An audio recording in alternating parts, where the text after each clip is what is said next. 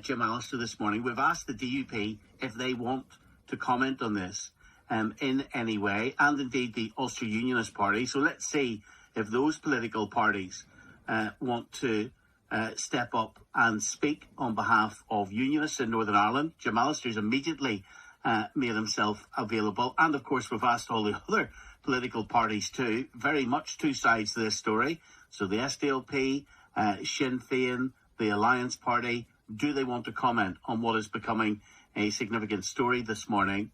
Jim Allister, Alan Todd, Assistant Chief Constable Alan Todd, he's looking for the risk assessments that have been done, and they don't want to get involved, Jim. That's the bottom line. Well, there are two important points here. First of all, the police have made an operational decision, and the Minister of Justice constantly tells us that there should be no interference with operational decisions. And they've made an operational decision that there is no need for them to get involved, and that obviously takes into account the vast ambit of public safety. So that's their decision. And what now these two departments are doing, they are threatening to take the police to court in a judicial review to try and overturn their operational decision.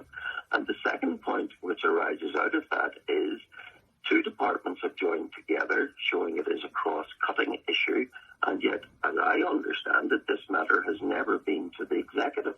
And the law under the 98 Act is very clear that where departments are going to take cross-cutting and controversial decisions, they should only do so with the approval of the executive. So did they go to the executive? Did they get the approval of the executive? Or are they themselves in breach of those statutory requirements under the 98 Act? Those are the two questions.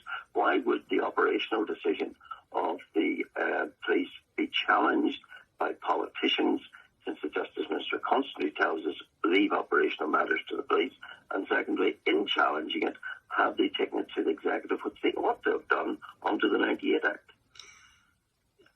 And that's all very interesting, and we will get into some of that later today. But the top line to this, Jim, I guess, for the residents in that local area and beyond, is: are we still in a place in Northern Ireland where people can decide, and unlicensed, unregulated, well, they're gonna set up a bonfire wherever the hell they want, and none of us can do anything about it?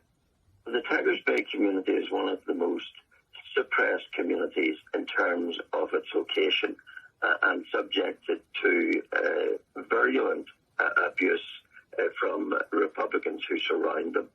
So it's no surprise that come the 12th of July, they would wish to assert their cultural identity. And we all know that it's a long-established tradition that is done through bonfires. And this bonfire is cited, I understand it, where it was previously cited without incident. There was no need for police intervention, etc. last year.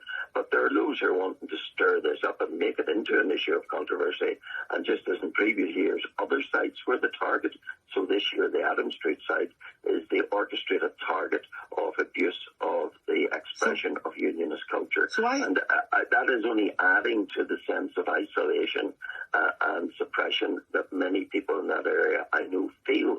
And they feel victimized in this regard. And I think that's quite appalling, that the once-a-year expression of their culture is something that cannot even be tolerated, such as the oppressive attitude towards unionist culture and loyalist culture in Northern Ireland from some. And now government ministers are egging it on, adding to the controversy and trying to hype this up to a point where it is inviting discord and disharmony, and that's fueled by government ministers taking the action they're taking. Well, they would very much dispute that. And, government ministers are supposed to have authority in this country.